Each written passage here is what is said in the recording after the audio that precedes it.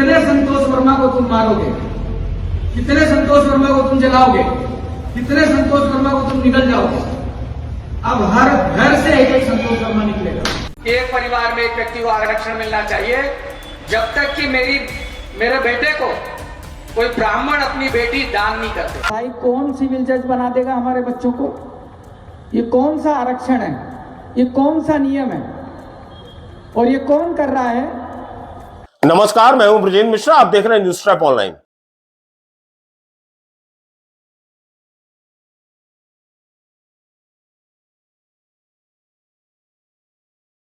ब्राह्मण समाज पर अनर्गल टिप्पणी करने वाला आईएएस संतोष वर्मा आखिरकार फर्जी आईएएस निकला।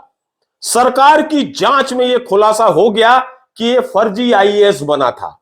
जाली दस्तावेज और फर्जी आदेश के जरिए इसे आईएएस का प्रमोशन मिला था। अब मध्य प्रदेश की मोहन सरकार ने इसकी बर्खास्तगी की तैयारी शुरू कर दी है और इसके लिए केंद्र सरकार को एक प्रपोजल भेजा है कि ऐसे संतोष वर्मा को बर्खास्त किया जाए। वास्तव में इसका जो प्रमोशन हुआ था संतोष वर्मा का, वो टोटल अवैध था, क्योंकि इसने फर्जी और जाली आदेश तैयार कराए थे। सोचिए आप, आईएएस भारतीय प्रशासनिक सेवा, वो पदोन्नति पाने के लिए संतोष वर्मा ने, इस जहरीले व्यक्ति ने फर्जी आदेश तैयार करा लिए। और इस संतोष वर्मा का क्रिमिनल रिकॉर्ड है, कई न्यायालयों में इसके आपराधिक मामले चल रहे हैं। जाली दस्तावेज के जरिए इसने सनिष्ठा प्रमाण पत्र प्राप्त कर लिया था। यह बहुत बड़ी बात है। सोचिए आप, आईएएस की पदोन्नति के लिए इसने क्या क्या नहीं किया, और जब यह जांच कराई मोहन सरकार ने, तो यह सारा भंडाफोड़ हो गया कि यह किस तरह से संतोष वर्मा आईएएस बना है। मोहन सरकार ने इसे तत्काल हटा दिया है। कृषि विभाग के उप सचिव के पद से इसे हटा दिया, इसकी कुर्सी छीन ली है और इसे एक पूल में बिना विभाग के, बिना कार्य के अटैच कर दिया गया है। और अब मोहन सरकार लगी है इसे बर्खास्त करने की तैयारी में, जिसके लिए केंद्र सरकार को प्रपोजल भेजा गया है। आपको तो याद होगा कि संतोष वर्मा ने किस तरह की टिप्पणी की थी।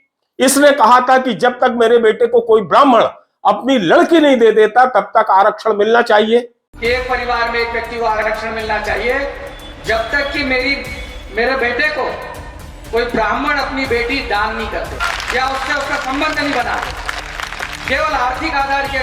और तो और इसके बाद भी इसका मुंह रोका नहीं, इसने हाईकोर्ट तक पर टिप्पणी कर दी। इसने हाईकोर्ट के बारे में जो कह दिया वो भी बहुत ज्यादा चिंतनीय है और दुर्भाग्यपूर्ण है। आपको पता है, अभी जो एग्जाम हुई उसमें हमारे एससी एसटी के लोग सिलेक्ट नहीं हुए, उनको योग्य उम्मीदवार नहीं मिले। लेकिन सिविल जज की ऐसी कौन सी एग्जाम होती है जिसमें हमारा बच्चा 40%, 50% मार्क्स नहीं ला सकता? आपने उसके लिए कट ऑफ मार्क्स रख दिया 50%, और आपने ये तय कर लिया कि हमको इसको 49.95 नंबर देना है, 50 नंबर नहीं देना है। आपने देख लिया कि इंटरव्यू में हमको इसको 20 नंबर नहीं देना है, इसको 19.5 नंबर देना है। तो भाई कौन सिविल जज बना देगा हमारे बच्चों को? ये कौन सा आरक्षण है, ये कौन सा नियम है, और ये कौन कर रहा है? ये हमारा हाईकोर्ट कर रहा है। इस संतोष वर्मा ने यह कह दिया कि जानबूझकर हाईकोर्ट एससी एसटी को, जो अभ्यर्थी हैं, उन्हें सिविल जज नहीं बनने देता। जानबूझकर उनके जो 50% कट ऑफ मार्क्स है उससे कम दिए जाते हैं, जिसके कारण एससी एसटी वर्ग के लोग, एससी एसटी वर्ग के अभ्यर्थी सिविल जज नहीं बन पाते। सोचिए आप किस तरह की टिप्पणी कर रहा है। इसे किसी नियम कायदे की, संवैधानिक मर्यादाओं की कोई चिंता नहीं है।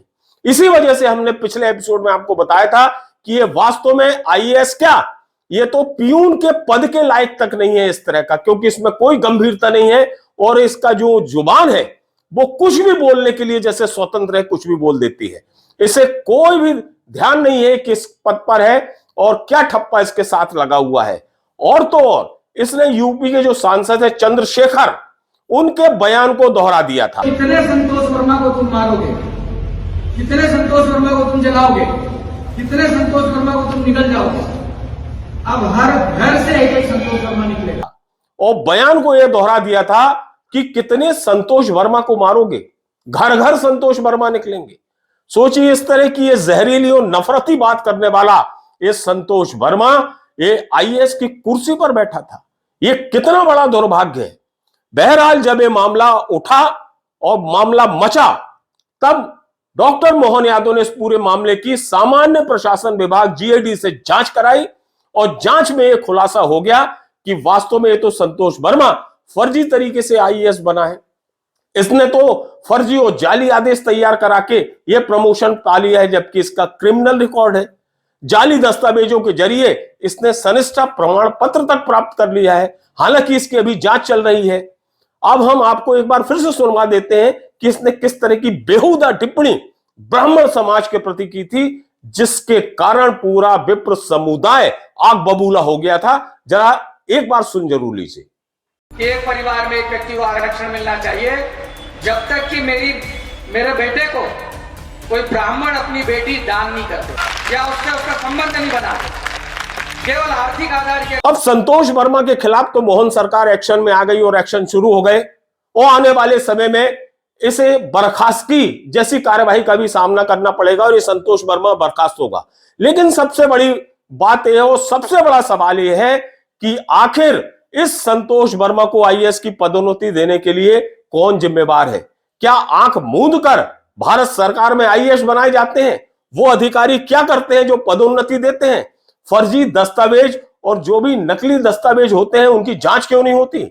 आखिर कैसे फर्जी और जाली आदेश तक तैयार हो जाते हैं और वो महकमा जिसकी जवाबदारी है इन प्रपत्रों की जांच करने की, वो चुपचाप बैठा रहता है? कोई भी क्रिमिनल रिकॉर्ड वाला कैसे आईएएस बन जाता है? संतोष वर्मा के खिलाफ जब कई न्यायालयों में आपराधिक मामले चल रहे हैं, तब आईएएस की पदोन्नति देने वाले अफसरों ने क्यों ध्यान नहीं दिया कि ये तो क्रिमिनल रिकॉर्ड वाला आदमी है, इसे हम आईएएस की पदोन्नति दे रहे हैं? यह बहुत बड़े दुर्भाग्य की बात है। वास्तव में मोहन सरकार से लेकर भारत सरकार को उन अफसरों के खिलाफ भी कार्रवाई करना चाहिए, उस स्टाफ के खिलाफ भी कार्रवाई करना चाहिए जिन पर यह जवाबदारी है आईएएस का प्रमोशन देने की, पदोन्नति देने की, जिन पर यह जवाबदारी है कि इस तरह के संतोष वर्मा, इस तरह के नफरती, इस तरह के जहरीले संतोष वर्मा को आईएएस की कुर्सी देने की जिन पर जवाबदारी है, उनके खिलाफ भी इस तरह का एक्शन होना चाहिए। वास्तव में आरक्षण को लेकर जिस तरह के जिन लोगों के भी ऐसे प्रमोशन हुए हैं, उनकी सरकार को जांच कराना चाहिए, उनके जो भी दस्तावेज हैं, डॉक्यूमेंट्स हैं, उनकी जांच होना चाहिए। और सूत्र ये कहते हैं कि यदि ये आरक्षण वाले जितने भी अधिकारी कर्मचारी हैं, इनके दस्तावेजों की यदि जांच हो जाती है तो ऐसे कई संतोष वर्मा सामने आ सकते हैं जो मलाई खा रहे हैं और मौज कर रहे हैं और जिनके दस्तावेज नकली हैं या फर्जी हैं या संदिग्ध हैं। बस जरूरत है इस सब की जांच कराने की। जिस तरह से खुलासा इस संतोष वर्मा के मामले में हुआ है, उसी तरह का खुलासा यदि इस तरह की जांच हो जाती है, प्रमोशन, आरक्षण से प्रमोशन पाने वालों की अगर जांच हो जाती है, तो बहुत बड़ा खुलासा हो सकता है इस मध्य प्रदेश में और पूरे भारत में। एक परिवार में एक व्यक्ति को आरक्षण मिलना चाहिए जब तक कि मेरे बेटे को कोई ब्राह्मण अपनी बेटी दान नहीं करते।